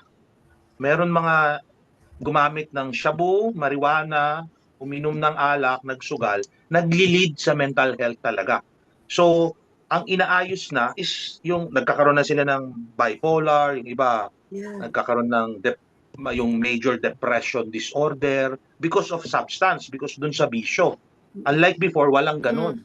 So sobrang lawak na ni mental health ngayon. Mm-mm. Katulad ngayon, kaya lang po ako tumayo, may inquiry kami. Sinagot ko yung inquiry, mental health disorder, may paranoia yung dad. The problem is naghahanap sila ng government kasi they cannot afford. Grabe. Oh Oh my So, gosh. nanggaling na sila ng national mental, hindi naman sila tinanggap. So, Sila ka- yun yung nakakalungkot na, katulad ng sabi nga nila Kuya Dan kanina, as much as we want na tumulong, To accommodate. hindi namin kayang i-accommodate lahat Of course. kasi baka kami naman ang Overwhelmed. magka-mental health disorder. Exactly. Totoo naman. Kasi totoo naman yun. Tao rin naman po kayo. Actually, meron po kami mga charity, Oo pero meron lang kaming kayang certain numbers ng tao na in a year Na na pwede kayang sponsoran. tulungan. Hindi namin kaya lahat Of So, course. yun yung mga nakakalungkot na sana yung mga government agencies natin mas tutukan. Ngayon meron po ang DOH Meron silang free na mga medicine for mental disorders. Kaya lang, dun sa kami siguro mas nakakaintindi na hindi lang yung medicine ang kailangan nung may Pero po, mental. hindi na-educate naman. Andun na nga yung mga medicine, andun yung ano. Pero dapat meron din. Kasi pag medicine lang, okay. Pagkatas nun, ano na, maraming masyadong malalim yung mga underlying reason. Isa lang yung medicine na kailangan para maiayos mo yung mental health mo. Pero hindi siya enough. Hindi lang siya yung kailangan. Isa lang siya sa kailangan. Siya, magkano ba? The problem then with the as Filipinos or as human beings, lagi tayong nagse-self-medicate Pag naging easily accessible yung mga meds na to, naaabuso ko minsan. And right now, yung mga anxiety meds, antidepressants, nagkakaubusan kahit sa mga mercury drugs. So sometimes ilang mercury drugs or ilang drugstore na kilala na yung pupuntahan na wala. This is very It's alarming kasi sabihin yan na nauubos yung Marami mga nagsa-self-medication. ang dami na hindi lang natin alam na nakaka-experience ng gento na they're just taking meds para mais yung anxiety nila or depression nila. Pero gaya nga sabi ni Jumer, isa lang yung medicine. So kailangan pa rin ng proper counseling or yung community na Counseling talaga Sobra. Kasi yung medicine, yun nga problema pa natin yung access Kung nanggaling sa government, remember, kapag nanggaling sa government, hindi mo naman alam kung sino lang ang may access dyan Remember, yung mga gamot na napupunta sa barangay natin, sino lang ba ang nakakakuha? So, hindi na, yung access pa nga lang dun sa medicine, plus kung meron kang access dun sa medicine na kung ano man yung binibigay for anxiety or mental health disorder, how will you educate those people na para tamang gamitin yung mga gamot na yon? Parang mahirap naman yata yung parang ibibigay lang nila. Kailangan bigyan ng isang sector o pagkakataon yung mga recoveries or yung mga dumadanas ng depression and anxiety and addiction attention. Kasi connected lahat yan eh. Dapat magkaroon tayo ng sector na ganito na magre-represent sa ating gobyerno para mabigyan ng tamang tulong yung mga kababayan natin na dumaan sa mga ganitong sitwasyon ng buhay. Siguro, kailangan natin party list na or someone in the government na ito hindi bigyan ng atensyon. Kasi talagang hindi nabibigyan ng atensyon. Ay pinag-uusapan, pero walang action. Pero sobrang lalanan ng mental health issue sa atin ngayon. Natutulad na tayo sa ibang countries na sobrang lungkot. Na dati naman ang Pilipinas, hindi naman ganyan. Pero dumadami na kailangan meron tayong mga gawin. So kami, siguro bukod doon sa hindi nga namin magawa lahat, so gagawa kami ng way para ma-reach out lang yung mga kababayan natin para magkaroon naman ng awareness. You need volunteers para may kasama kayo sa community, no? Konting segment doon or time para mag-usap katulad nito and then maybe we can invite you there. So para napag-uusapan, natatakel, and then naririnig nila yung mga testimony ng mga taong dumaan dito para magkaroon ng pag-asa, mabigyan sila ng chance para hindi mawalan ng pag-asa sa buhay. Pero number one dito, kailangan yung faith natin. Iba-iba yung religion pero isa naman yung Diyos natin. Exactly. Once we have faith, kasi walang imposible. Hindi na natin kailangan ng meds. Dati I used to drink meds pa for anxiety, alcoholic pa ako. But now, I have a better relationship with our Lord. Pagka ina-atake ka niya kasi hindi mo alam nagsishake ka and everything. Minsan gusto mo mag-collapse pero pagka meron kang deeper relationship sa Panginoon, hindi ka lang mawawala siya. Oo. Ganun ka. Yun ang isang number one din na kailangan we have faith. Mabanggit natin dyan regarding sa faith, dahil nga wala namang social media before, and siguro swerte na rin lang tayo, yung ating generation is nahirati tayo sa ating mga magulang, sa mga lola natin na tuwing alas 6 nagdadasal, di ba? Magkakaiba mga ng religion kami, iba religion na, pero nagisnang ko yun eh. Di ba, may mga padasal, lagi pag may igagather yung mga apo, halika rito, kailangan yung magdasal sa altar, yung mga ganun. So, kung ano man yung religion na yun, but I mean, the point is, yung naiwan sa yung faith na merong creator tayo na mas higit sa nakakaalam ng kung ano yung mga nangyayari. So tipong ako talagang totally nagamit ko yan kasi nung panahong ayaw kong lumapit sa magulang ko kasi nga I feel nakalabang ko sila, lagi nila ako kinokontra. Tapos financially talaga sobrang yung struggle ko. Parang ano ba, pinanganak ba ako para magdanas ng ganito? Ba't ka pa ako binuhay? Yung mga ganon. Tapos parang syempre nitry kong gumawa sa paraan na alam ko, kasi gusto kong mag-aral talaga rin eh. Nagtrabaho ako, tapos kung ano, saan ako napunta, na parang mutik akong napariwara, pwede ko sisihin ang magulang ko, pero hindi ko ginawa. Kasi may bumubulong na, meron ka pang ama. Yung ganon. Meron ka pang pwedeng saligan. So parang nung time na yon, kung wala na akong masaligan na pwede talaga yung verbal na usap na as human, pero may divine intervention eh. Parang ang ginagawa ko noon, sa isang sulok, basta madilim, luluhod ako niyan. Alam mo yung simpleng pag-iyak mo, tapos iiyak mo talaga yung taos-pusong pag-iyak. After nun, may mararamdaman kang ginhawa eh. Parang hinahagod sa likod na parang, ano na yung sagot? Exactly. Parang ang liwanag na ng lahat. Parang from there, I held on, na parang sabi ko, I will be okay. So sabi ko, maswerte talaga ako na kahit hindi naman ganun kayaman ng pamilya namin, pero naiano sa amin na magkaroon ka ng faith una sa lahat. So para kung saan ka man dalhin, anong edad man ng buhay mo na danasin mo ang hirap, hindi ka mawawala eh. Kasi nga, natatakan ka agad. Naka-anchor agad yung pagkatao mo sa Panginoon na you will be okay. Nalagyan ka kasi ng and that seed is nadidilig and then nagkakaroon tayo talaga ng iba-iba yung encounter natin pero lahat tayo nararamdaman natin. Sabihin natin we experience things na hindi natin ma-explain bakit nangyayari, diba? That's divine intervention. Again, sobrang perfect nung pangalan nung shelter na to, na Bridges of Hope. Ako mismo, wala dyan sa bansa na yan. Parang alam mo yun, obliga ka na pagdating ko talaga dyan, kailangan bumisita ako dyan at alam mo yun, makita kayo lahat. At saka may mga taong may pinagdadaanan. Kasi one way or another, naging ganyan din ako nun. Diba? Nagka-anxiety, nagbaliw-baliwan, nawalan din ng pag-asa, nadiliman din, inisip din na wakasan ng lahat. So, kaming 3 o 4, so pag matuloy kami sa December, definitely, we will visit hindi ko alam you there. sa'yo. Kami kasi tuloy na. Hoy, hindi mo alam. Mamaya, di ba? Bigla na lang dito. Ay, nako, mauna ako sa inyo. Kasi kami may ticket na. Ikaw ba? Ano ba? Talaga, Nay. Nag-brown out, nawala ng kuryente. Hindi, pero pag-usapan namin yan. Bibisita kami pag uwi namin. Kasi lahat kami uwi. December. So, magkikita-kita tayo.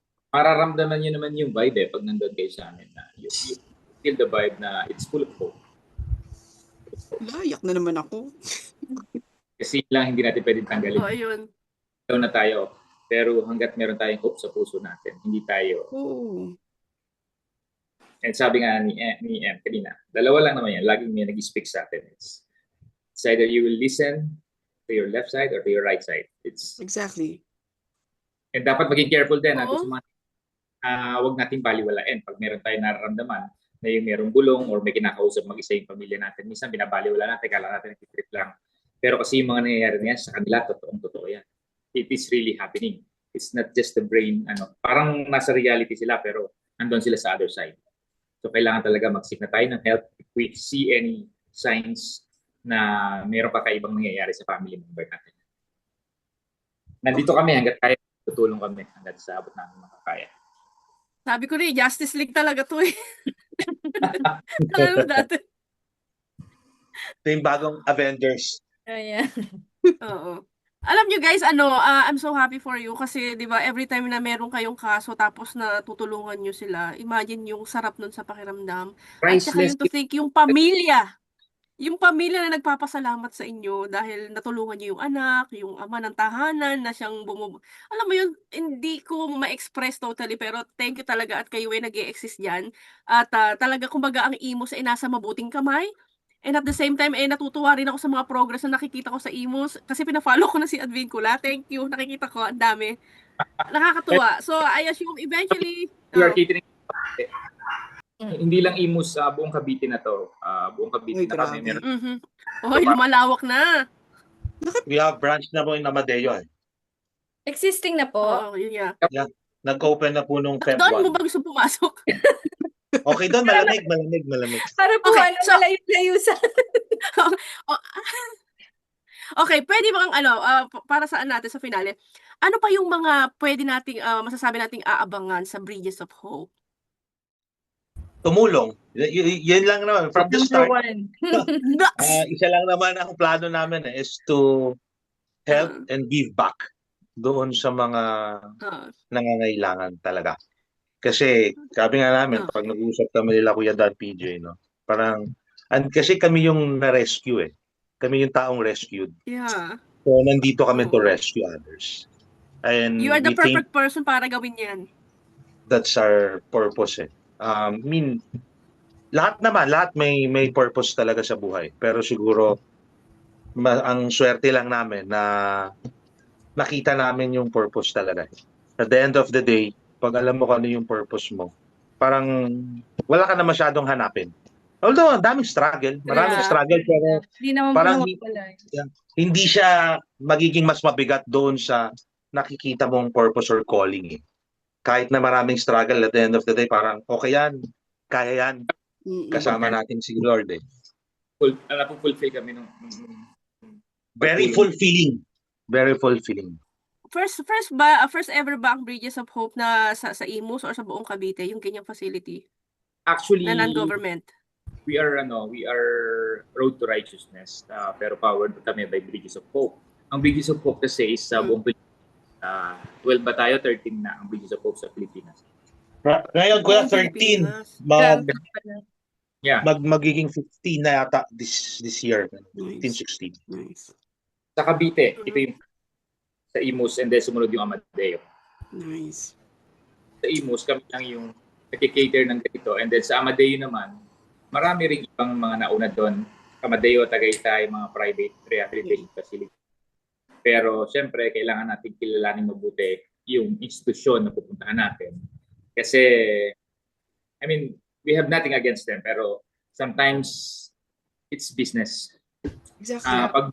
Kasi tumutulong din sila, pero pag mas nangibabaw yung business side, minsan hindi na ibibigay yung tamang tulong. Correct. So, dito sa amin, it's yung business, susunod na lang yan. Kasi As long as gumagawa tayo ng tama, tumutulong tayo, hindi tayo pababayaan. We will sustain all our needs. So, yun lang makita mo na nabago yung pamilya ng isang tao. Nabago yung isang tao, nabago mo yung pamilya niya. And for sure, pag nabago mo yung tao, nabago mo yung pamilya niya, pati yung next generation mababago eh. So, it helps the Correct. chain of the broken family, you break the chain of addiction, you break the chain of away-away, lahat yan, nabago mo. Pati yung mga next generation nila natulungan mo eh. Kasi sila mismo, taong tumanggap at natutong, nagbago, inayos yung sarili. Sila naman yung mag-give back and then kaya na nilang i-handle yung family nila ng tama. Maipamamanan nila to sa next generation nila. So naayos yung pamilya na yun. So, yeah. Kami natutuwa dahil Thank you. tip na ganito yung mangyayari sa buhay namin eh. Na dati, ang alam lang namin puro sarili. Me, myself, and I kami lahat eh. Si Junior, si PJ. Pero hindi na kami nabubuhay para sa sarili namin. Nabubuhay kami para sa mga dumaan sa mga namin. Sa isang tao na nawawalan ng ng direksyon, parang isang way para mahanap mo ang sarili mo is to be of service sa iba. Kasi that way makikita mo yung yung purpose mo sa buhay eh. Hindi man sa sa ibang bagay, pero halimbawa pag inumpisahan mo na makatulong hindi para sa sarili mo kundi para sa ibang tao, doon lalabas yung sinasabi nating inner calling eh.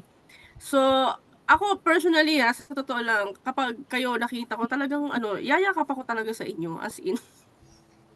Kasi isa Payag kayo sila. sa mga Kung Oo, gusto papayag nila, sila. Nay. Hindi kasi parang si dinami-dami talaga ng mga tao sa mundo. Parang to see people na genuinely and sincerely, alam mo, they are after the welfare of mga taong hindi naman nila kaano-ano. And yet ganito yung kagustuhan ninyo na matulungan sila. So, kami rito sa podcast na to, sobrang proud kami na nasusubaybayan namin yung yung journey ninyo. From having a branch in Imus, ngayon meron na kayo sa Amadeo, and I'm sure eventually dadami pa yan sa buong Cavite. Kasi yung ganitong klase ng movement, it deserves to be showcased in all areas na may nangangailangan. So kami, patuloy kaming susuporta at susubaybay sa mga activities ninyo, or even financially, I can vouch for that, kami. Sa dami ng sector na nandyan, walang makaisip sa ating gobyerno na magbigay ng ganito. Oo nga. Ganito kung ano yung ginagawa namin. Kailangan namin ng tulong. Hindi namin kaya ng kami lang. We need the support of the government. Totoo And naman. nung nag-open yung mayor natin dito sa Imus ng tulong na suportahan kami para sa isang facility na mag-cater sila ng ganitong cases. First yan, pilot yan. Na-happy ako doon naman. So yung Sa support binabanggit mo natin. last time, Mm. ongoing na siya? Andiyan na, we're just waiting for some papers. So by next month siguro, hopefully, open Actually, malaking tulong yon. Malaking tulong yon. Ano yan minsan lang yan sa government Kasi usually, kapag ganyang local government, kapag ganyang program, ang gagawin nila, hindi sila tutulong kasi gusto nila sila ang pioneer. Sila ang gustong gumawa. And Yeah, credit. Kasi ayaw nila lang sila ang ang bida So yung hindi nila support, kasi limited lang din yung kaya nilang itulong sa amin. Kaya ako naman naisip, dapat to nanggagaling sa taas hindi sa lokal. Dapat to galing sa national. yes, actually. Oo. So, hindi pa sana si Senator, di sana natulungan tayo na. Hindi, pero actually, gusto kong tanungin yon kasi kasi 'di ba doon ako sa part na 'di ba sabi niyo pupunta kayo ng community para information disseminate I think siguro at the very least doon makakatulong ang Red Cross kasi ang Red Cross maraming volunteer on the grounds that can help you disseminate the information that you want to convey to the community. Doon sila makakatulong. Yun naman pala Oo, kasi if you want that, pwede ko namang banggitin. Kasi hindi ko alam kung ano yung usapan nyo before kasi alam ko na-meet nyo na yung dating Secretary General yata Tama ba? Pero we have, kasi we know that help is coming. Minsan kahit hindi natin hinihingi, dumadating. Because Exactly. Coming. Kasi dumadating yung mga unexpected, yung mga Yeah. tutulong sa amin. Kaya nga nag-isip ako ngayon na they told me na you need to build a foundation na para dyan sa ginagawa mo. So, mas Oo. unahin ko yung government, okay. Yung foundation correct. para sa NGOs. Mm. Yung tumulong sa hayaan mo na dun sa sa bio mo. Mag-focus ka dyan. Kasi you're doing good, actually. You're all doing good. Ah, you have our support talaga. And meron kaming So, sasabihin sa inyo, syempre yung support na number one na kailangan namin sa inyo. And also doon din sa mga nakikinig, nanonood. Siguro ang may hiling namin sa inyo is samahan nyo kami sa panalangin. Pray for us. Of course. Kasi siguro, like yung kay Jumir, mas focus si Jumir and si PJ sa facility. Ako kasi marami pang ibang inaasikaso. Pero yung pagkausap mo sa isang tao, pagkausap mo sa isa, ang bigat na, naranasan mo yan, di ba? Nung meron kang nakaka-anxious, nakakapagod, nakaka-stress, na-absorb mo yung negativity sa buhay nila. What more kung maghapon, gano'n? oo nga, Or kung you're nakakaubos yan. 20, 30 na gano'n, kakausapin mo in a day. So, lahat ng problema nila sa buhay, hindi na ako sa'yo. Kailangan Yes, patanggapin kasi energy yan eh. for strength, and then syempre para wag din bumagsak sa immune system na. Yeah, oo. Lumalakas kami every time na meron Correct. developments about patient namin. Sa progress nila, so kami lumalakas. Kasi you're doing great naman. Correct. Lahat kayo. Salamat po sa inyong tatlo. Maya. Hindi, thank you po kasi siguro talagang kayo yung ibinigay ni Lord para sa mga taong nangangailangan ng ganyang mga kumbaga pagtulong or kumbaga yung mga bagay na hindi magawa nung simpleng magulang lang, kaibigan lang. Kumbaga andyan kayo kumbaga kayo yung extended ng help na ginagawa, 'di ba? Yun nga, instrumento talaga kayo ni Lord. Sobrang nakaka-bless kasi siguro sabi ni Lord nga dapat merong mga taong dadating na gagawa ng paraan para matulungan din yung mga hindi kayang matulungan din lang simpleng lang, 'di ba? Kasi iba-iba nga yan iba-iba yung case na dumadating sa inyo. So, salamat po. Salamat talaga kasi napakalaking bagay ninyo sa buhay ng maraming mga tao, lalo na nga dun sa mga nakaka-experience ng mga may problema sa mental health, addiction, anything po, ano pa man. Thank you po. Sobrang pinagpe-pray ko kayo palagi. Totoo yun. Totoo. Correct. Kailan po yung huli? Kanina lang. Kagabi lang po. Umaga-gabi. Grabe mag-check si Jumir. Ito namang podcast kasi na to, ito yung tulong naman namin sa mental health namin. Kung totoo, ito talaga yon kasi nalayo na nga namin So wala na kami yung Malapit na rin kami. parang wala na yung isang mo lang, lakad tayo kasi nasa-stress ako, hindi na ganoon. So parang sa amin, every week, ito yung nagiging tulong na namin sa mental health namin. But having guests like you, it's a ray of sunshine. So parang laging merong pag-asa ba, yung after, yung parang nakangiti ka lang after, parang we're always keeping the faith. Talking to them, 'di ba? Parang remember yung last na topic namin Nathan with them, yung addiction. After noon nung nag-debriefing kami, parang alam mo yun, parang lagi kaming it's refreshing sa amin.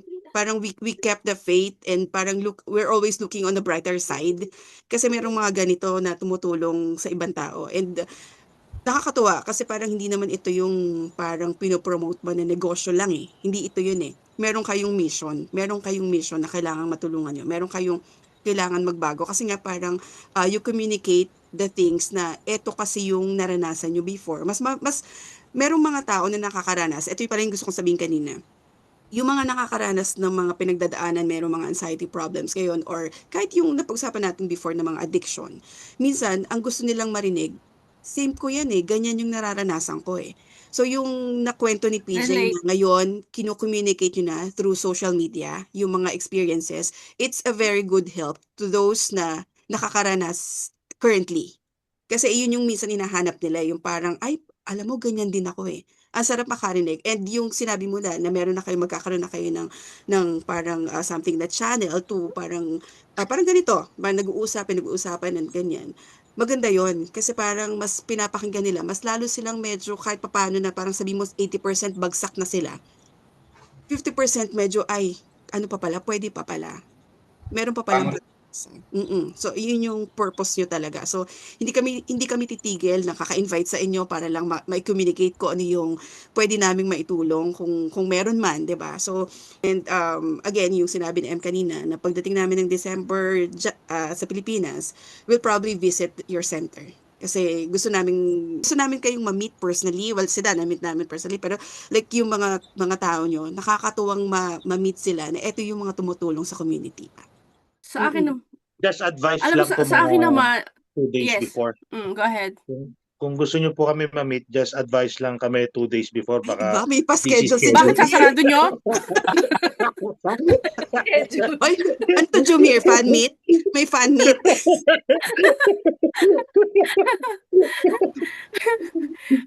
Kailangan Saglit, bali magpa-schedule may kay imbitahan pa Jumir. naman talaga kita sa Soler. Bawal siya doon. Parang awa mo Bawal na. mo ako doon, bawal ako doon. Mali. Oh my gosh. Okay. Sa akin naman, alam niyo sa akin nakakatawa lang. Pero pasalamat ako at buti na lang mga naging addict kayo. Kasi kung hindi kayo naging addict, hindi naman kayo magiging ganyan. 'Di ba? Hindi niyo maiintindihan at hindi niyo mauunawaan ang pangangailangan ng isang taong may nasa ganyang sitwasyon. At Pero we pasalamat don't din ako encourage dahil po na maging addict, ha? We don't encourage po na maging addict para yes, makamit of ko. course. I understand. Oo naman. Pero kasi sa inyo kasi nung kayo ay nadapa, it's a choice na bumangon kayo ng kusa at saka na pumayag kayong magpasaklolo. So, yun yun. So, again, salamat talaga at kayo ay naging instrumento dahil I can safely say na nung ipinagkatiwala sa inyo ang facility na ito, nagagawa nyo ito ng tama. And even until now, I can sense na all of you, kung ano yung dedication nyo from day one up to this day, ganun pa rin yung passion ninyo. Ramdam na ramdam namin, lumalagpas siya, humahanga siya sa Oo, yung sincerity nyo, na kahit anong mangyari, hindi ko bibitawan tong passion na to, tong mission na to, dahil ito yung ipinagkatiwala sa amin. Maraming buhay ang nakasalalay dito sa ginagawa namin. So, for that, sobrang salamat sa inyo dahil maraming tao sa mundo na iba ang ginagawa para sa pansariling kapakanan, pero kayo, ang ginagawa ninyo is kapakanan para sa iba. Para naman ako doon sa mga magulang, doon ako makikiusap sa mga magulang. Dahil unang-una talaga, sa pamilya, sa loob ng bahay nangyayari yung development ng bata. May kasabihan, di ba tayo, natatandaan ko to, huwag mong turuan ng bata kung paano maging matalino, maging mayaman or maging achiever sa buhay. Ang turuan mo sa kanila is kung paano maging masaya. Kasi kahit may pera at wala ka, pero kung marunong kang maging masaya, you will be okay. And second, actually ang una doon, yung pagiging masaya at saka yung tiwala, yung faith talaga sa God. Yun ang unang-una mo talagang ibigay sa anak. Yun eh. Kasi base sa mga nakakasalamuhan namin na meron talagang faith, kahit anong pinagdaanan, nagahasa na nangunti na ang buhay, pero bahala na sa akin si Lord. Awa ng Diyos, buhay pa. At sila pa rin yung nag-i-encourage sa mga tao na maging matapang, maging matatag. Actually. Yun. So, sobrang kailangan natin ng mga ganitong tao. Kaya, sabi nga namin sa inyo, patuloy kaming susuporta at makakasama ninyo kami sa kung anong magiging hakbang na meron pa ang Bridges of Hope. And again, this podcast is hindi lang talaga namin to podcast. It's an extension of Bridges of Hope's na campaign sa awareness, social awareness tungkol sa addiction, sa mental health, at sa kung ano-ano pang pwedeng itulong sa inyo ng Bridges of Hope tsaka ng podcast na to. So, sa inyong lahat, sa inyong tatlo, again, salamat sa oras ninyo at salamat sa patuloy ninyong pagtulong talaga sa community. Yun. I'm proud to be from Imus dahil sa Imus, di ba, dito nagsimula ang Bridges of Hope in terms of Cavite area. Yun. Paano naman ako? So, sa mga makikinig, paano ako Bacoor? Sabi ko, Sorry. sa Bacoor dapat Sorry. lima yung branches nyo. Dahan-dahan lang baka May taga Bacoor nga pala. Again, sa mga nakikinig sa amin, salamat sa pag-stay tune ninyo. At huwag niyo pong kakalimutan na in every season of life, lagi nating isipin, merong Panginoon na mas mataas sa atin, na siya nakakaalam ng lahat. Huwag natin kakalimutan laging tumawag sa Kanya. So with that, we say thank you and good night again. We will see you for the next episode of this Lilac Lounge, the podcast. Thank you, guys. Tell me it's okay that I don't have to pretend. Tell me it's okay that I'm lost inside my head. Tell me I won't be someone easy to forget. love notes. Love notes. Lumang-luma tayo, oh. Joe the Mango. Ganda mango yun. Magkakaroon kami ng usapin tungkol sa pag-ibig. Kaya love notes. Hoy, join kami dyan. Di nga, join kami dyan.